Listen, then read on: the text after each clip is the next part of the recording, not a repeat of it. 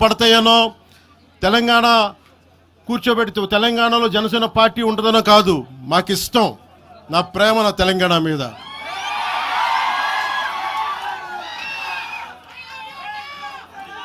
తెలంగాణకి నాకు ఎంత ప్రేమ ఉందో,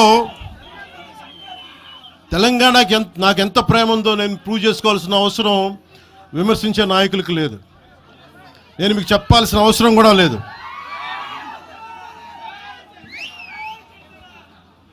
తెలంగాణ విభజనకి జనసేన వ్యతిరేకం అని మాట్లాడుతూ ఉన్నారు. నేను మళ్ళీ చెప్తా ఉన్నా, విభజించిన తీరుకు మేము వ్యతిరేకం. తెలంగాణ కోసం సామాజిక తెలంగాణ కానీ అన్ని కులాలు బాగుండాలి అని చెప్పి మరీ వచ్చాం.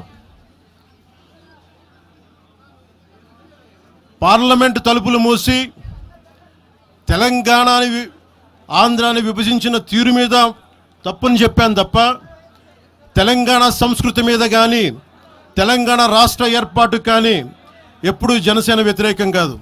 ఇది తెలంగాణ ప్రజలకి చాలా స్పష్టంగా తెలియజేస్తా ఉన్నాం.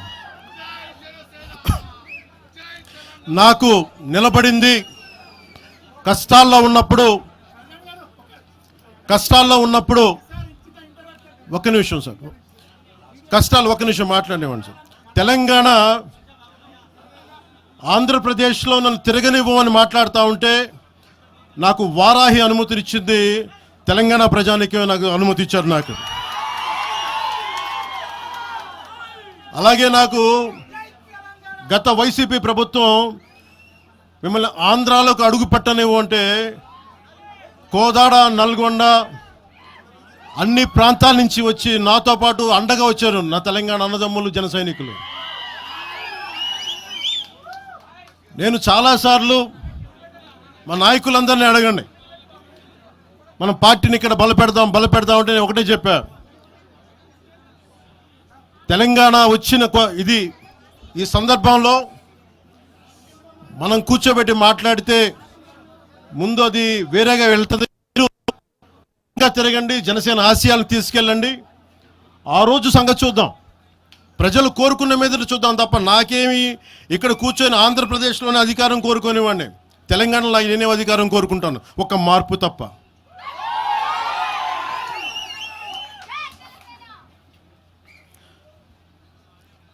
జనసేన ప్రయాణం తెలంగాణలో మొదలైంది. నేను మీకు ఏ సమస్యకైనా సరే నేను కూర్చోబెట్టి మా నాయకులు ఒకటే చెప్పా, మీరు సమస్యల మీద పోరాడండి. నాకు బాగా ఇబ్బంది కలిగించే అంశం ఈ మధ్యన పదే చూస్తూ ఉన్నాను. మాట్లాడితే ఆంధ్ర అని చెప్తా ఉన్నారు. తెలంగాణ ప్రజలకి ఆంధ్ర మీద విద్వేషం లేదు, తెలంగాణ నాయకులందరికీ విద్వేషం లేదు. తెలంగాణ ఏర్పాటు కావాలని కోరుకున్నారు కానీ ఆంధ్ర ప్రజల మీద ఎక్కడా విద్వేషం చూపించలేదు. నిజంగా తెలంగాణ ప్రజలు కానీ మొత్తం తెలంగాణ నాయకులు కానీ విద్వేషం చూపించి ఉంటే ఈ రోజున ఒక్క ఆంధ్ర ప్రాంత వ్యక్తి కూడా ఇక్కడ తెలంగాణలో ఉండలేడు.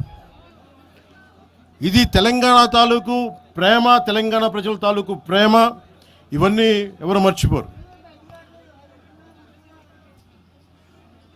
నాకు ఈ మధ్యన వస్తావంటే నువ్వు హైదరాబాద్లోకి ఎలా అడుగు పెడతావు, నీకు హైదరాబాద్లో ఏం పని,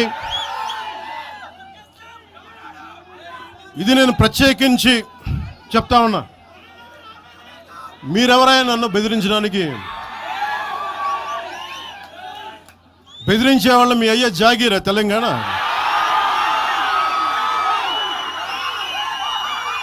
నా మీద దాడులు చేస్తా ఉన్నారు కదా. నాకు తెలంగాణలో బెదిరింపుల కంటే కూడా ఆంధ్రాలో బెదిరింపులు ఎక్కువ. నాకు తెలంగాణలో ఇంకా రానివ్వు అంటారు నన్ను, ఆంధ్రాలో అయితే తల తీసేయనంటారు కోనసీమలో కొంతమంది. నేను ఓడిపోయినప్పుడు 2019లో ఓడిపోయినప్పుడు మన తెలంగాణ నాయకులు ఒకరే చెప్పారు, అన్నా మా తెలంగాణలో ఉంటే నీకు పరిస్థితి రానిచ్చేవాళ్ళం కాదని చెప్పి.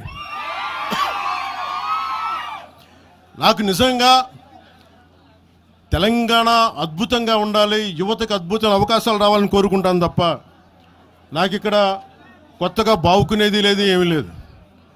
బెదిరించే వాళ్ళందరికీ ఒకటే చెప్తున్నా, నా ఇంటి ముందు ఎందుకు పెట్టానంటే ఎవరన్నా దాడి చేయాలంటే సంతోషంగా దాడి, ఇదే నా ఇంటి అడ్రస్, అది మీకు తెలియదు. నాకు అలాంటి భయాలు లేవు. నాకు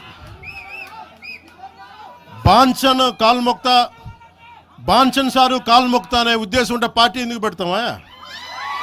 అంత భయపడేవాళ్ళంత పార్టీ పెడతామా? మీ ఇష్టానికి మాట్లాడితే మేము భయపడాలా? ఏ రోజున ఒక్క మాట మీకు కేసీఆర్ గారి గురించి కానీ ఇన్ని సంవత్సరాల్లో, 12 సంవత్సరాల్లో ఒక్క తెలంగాణ నాయకుడిని ప్రభుత్వం ఏర్పాటు చేసినప్పటి నుంచి ఈ రోజు దాకా ఒక మాటంలా